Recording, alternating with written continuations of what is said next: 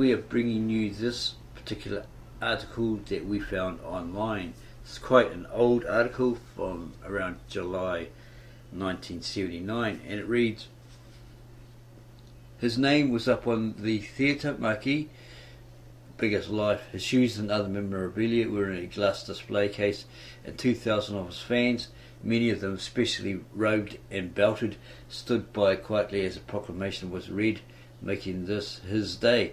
Bruce Lee, the face that launched 1,000 fists, had returned.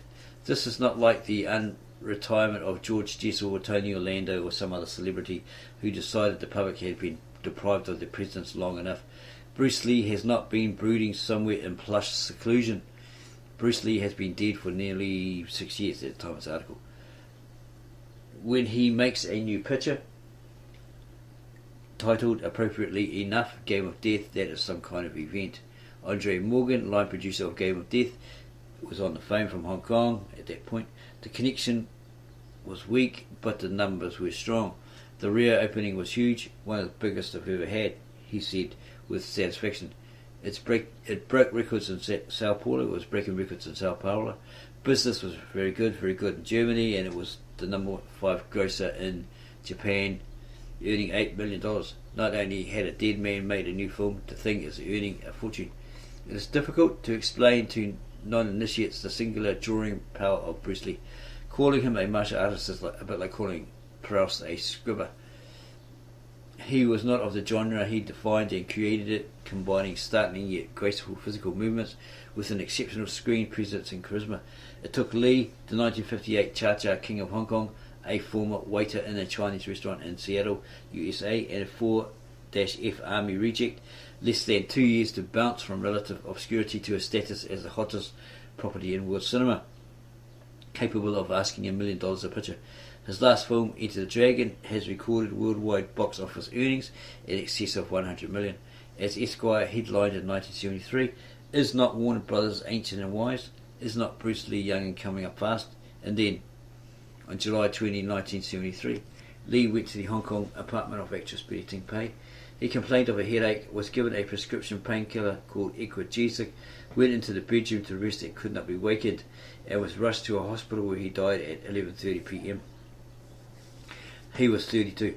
The coroner's verdict was death by misadventure. The technical cause, acute cerebral edema, explained one doctor. His brain was swollen like a sponge. Given these circumstances, it was only natural that a cult should form around Bruce Lee. But what is surprising is that today, half a dozen years after his death, he is at the peak of his popularity. He still is 3 or 4 times that dozen.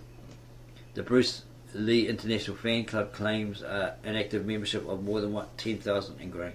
Fighting Stars, a magazine centered around the tearful worship of the great man's exploits, comes out every other month, larded with letters like the following from a man in Detroit. I want all Bruce Lee fans to write, remember the great Bruce Lee, his spirit lives on. And we want all Bruce Lee fans to subscribe to our channel, to give us a like, add the comments below the video, and then share this particular video with all their family, friends and others. Now back to the article.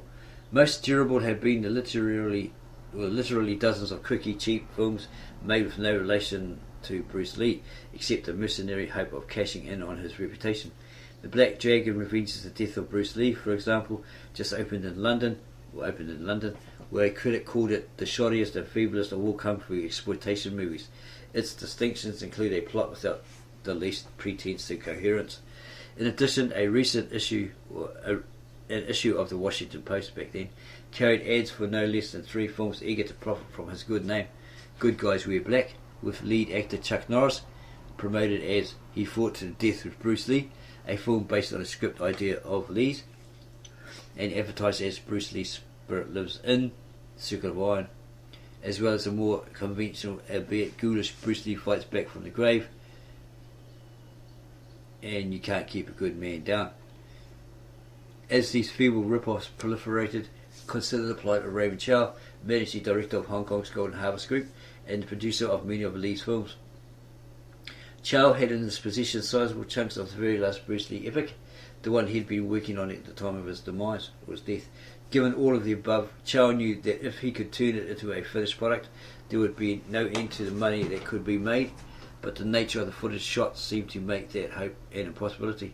The problem was that even Lee himself didn't know what Game of Death was supposed to be about. According to his wife Linda in her book, Bruce Lee, the Man Only I Knew, the closest he got to a plot was the idea of a treasure kept on the top floor of a pagoda in Korea. It was a pagoda where martial artists were trained, and each floor was devoted to training a different style of martial art. Naturally, Lee would end up triumphantly fighting his way to the top, but according to an associate, the filming of his progress was done in a rather haphazard way. When somebody he wanted to use showed up in Hong Kong, he'd hire him and shoot a sequence. In his way, fights with nunchaku expert Danny Santo, Korean 7th degree Hapkido Chi Hong Choi, and very tall martial arts devotee Kareem Abdul-Jabbar of the Los Angeles Lakers were filmed. After Lee's death, Chow's first thoughts, according to producer Andre Morgan, was to just shelve the film and forget about it. But exhibitors and distributors who were aware that the footage existed put a lot of pressure on him to do something. And in 1976, Chow finally relented and put together a think tank to try and come up with a usable plot. It was, remembers Morgan, an experience I don't wish that anyone, like working on a jigsaw puzzle backwards, starting in the middle and not in the four corners. We had to fight scenes. What we needed was a storyline to justify them. Every distributor in every territory in the world had a pet theory on what would work in his market. We got dozens of unsolicited scripts from people who hadn't even seen the footage. One had Bruce coming back from the dead, another had a younger brother taking over from him, a third had him fighting with the devil. You name it, we had it. It ran the whole gamut. It got a little aggravating at times. The final script, which went through 5 writers and 3 drafts, takes advantage of one of the many rumours surrounding Lee's death, that some kind of Chinese mafia put him out of commission. In Game of Death, star martial artist Billy Lowe is threatened by a nasty syndicate that apparently controls every sports and entertainment figure in the known world. Billy, being made of sterner stuff, decided to resist, proclaiming sturdily, "It is better to die a broken piece of jade than live a piece of clay." He is shot for his trouble, but though the syndicate thinks he has died, he in fact toughs it out and ends up fighting his way through the many stories of Hong Kong's Red Pepper restaurant, which has replaced the Korean pagoda, and wreaking vengeance on the by now snivelling syndicate boss, a delicious scenery chewing cameo by Academy Award winner Dean Jagger. The plot has its ingenious touches. Billy being shot, for instance, enables him to spend much of the film with his face either hidden by bandages or covered by disguises, but it wasn't ingenious enough to relieve Golden Harvest of its biggest worry: how to find a double for Bruce Lee. That was extremely difficult, says Morgan glumly. When Bruce died, we were literally inundated with photographs of lookalikes, but because of the time lag, people's faces changed, and they suddenly got bags in their eyes, everything. Finally, not one but 2 doubles were settled on. There was the fighting Bruce Lee, a Korean who was quite an action man but couldn't emote his way out of a rice sack. Joining him was the acting Bruce Lee, a Hong Kong resident who looked enough like the original to have met and shaken hands with him in a jokey Bruce meet Bruce meeting in a Hong Kong disco. Also to be located was someone to play the newly created role of Hero's girlfriend. Selected was Colleen Camp, a 26-year-old actress who had been charming and effective in Smile and Funny Lady, and who was just coming off a tour of duty as a troupe entertaining Playboy Bunny in Francis Ford Coppola's Apocalypse Now. She had been in the Philippines for 6 months, she stated. She was jungled out. Do you get the picture? And her agent says, "We've got this great role for you starring opposite Bruce Lee." I thought he was dead, she said. And he says, "Yeah, exactly." She said, "Is this a publicity stunt or something? How can I play opposite a dead man? Can you imagine?" "Well," he says, "at least he won't upstage you." Her agent's insistence and the fact that she's got to sing the title song, it's #1 in Japan, helped Camp overcome her doubts, but now she has seen the finished product, she's not so sure about the wisdom of it all. The first words out of her mouth, she stated, "Let's go spaghetti tonight, I'm tired of Cantonese food." "Can you imagine?" she says in a breathless, non-stop way. My dialogue is mostly me screaming, "Billy, karate chop, Billy, karate chop, I'm going, Billy, how are we going to get out of this?" Like those things you see on bad soap operas. I probably shouldn't be saying this, but it's true. Aside from the cardboard nature of her I made love to a dead man role, Camp found the whole experience very weird. I mean, his name was on the call sheet, it said Bruce, and the 2 doubles looked so much like him it was frightening. There was a very eerie, mystical feeling to it. I'd ask questions about Bruce and everyone would be evasive. A lot of people in Hong Kong thought he was still alive. They said he knew he was getting too popular and he was pretending to be dead so he could rest. That kind of scared me, or scared her. Camp left Hong Kong at the end of the 10-week shooting with enough luggage to paralyse the horse, plus a greatly increased admiration for the talents of her deceased co-star. The guy is a brilliant talent, brilliant I tell you, she tells you. I think he is one of the most charismatic things ever seen on film. Do you know what I mean? He's a star, he's a big star. I was much more excited watching him than me. I was really turned on to the guy. Equally impressed by Lee was the man who directed him in Enter the Dragon and was everyone's inevitable choice to finish out Game of Death, Robert Klaus. He was not a great actor. He had a funny voice and an accent some people thought was humorous, but his screen presence was just tremendous. The director remembers. He could just stand there and stare. It was with such concentration you felt he could kill you just by staring. It came across like a bolt of electricity. Robert Klaus is a placid, relaxed man, 51, a pipe smoker who looks like he ought to be teaching English in a small New England conservatory. In 1970 he made a feature called Darker Than Amber, based on the Travis McGee detective series, and he says amiably, I got typed right there as an action director, the poor man's pick and butt. Bruce happened to see the film, liked what he saw, and said, that's the guy I want to direct Enter the Dragon. Klaus soon discovered that Lee was, in the words of his wife's biography, no plaster saint.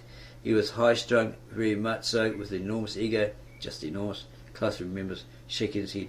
He made a lot of enemies, he had many feuds in Hong Kong, he always thought people were out to get him. He wanted to impress everyone instantly. The first time he met you, you expect him to shake hands.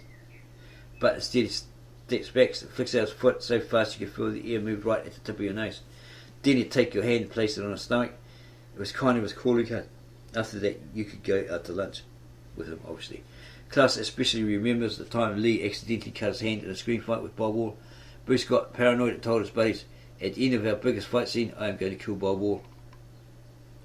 Well, Klaus got a call from Raymond Chow in the middle of the night and he said, Bruce is going to kill Bob Wall, you have to call him and talk him out of it.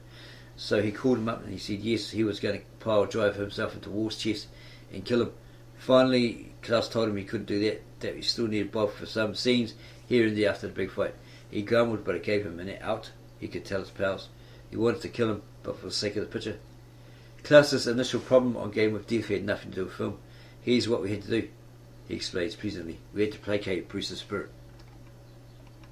The day before they started, all the cast and crew went up to the top of the studio where a doorway had been opened overlooking the city. There was a Buddhist priest, several pots of incense, a whole pig was roasting, and fruits and vegetables. We all had to bow with clasped hands to make our gesture so that Bruce's spirit wouldn't cause us harm. How successful that gesture was is debatable.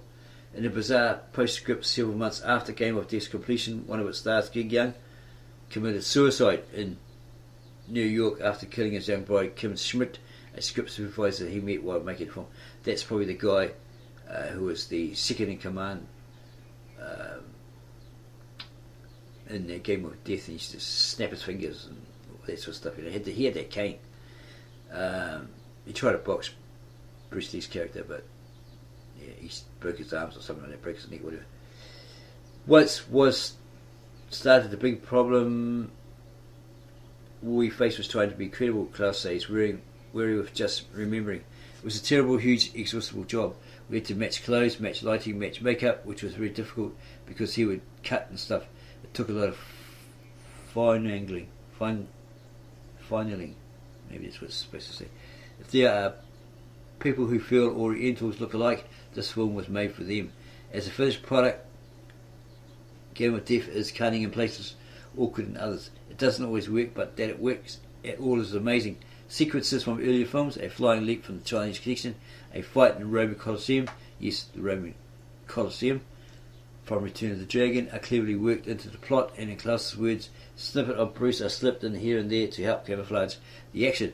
If anything, the whole package is reminiscent of the famous quotation of Dr. Johnson's comparing a woman preaching to a dog walking on its hind legs. It is not done well, but you are surprised to find it done at all. So if you like this short video on the article about Bruce Lee, then subscribe to our channel, give us a like, add your comments below, and we'll come back with you with an answer as soon as possible, or a reply, and then go share this video about this article with all your family, friends and others.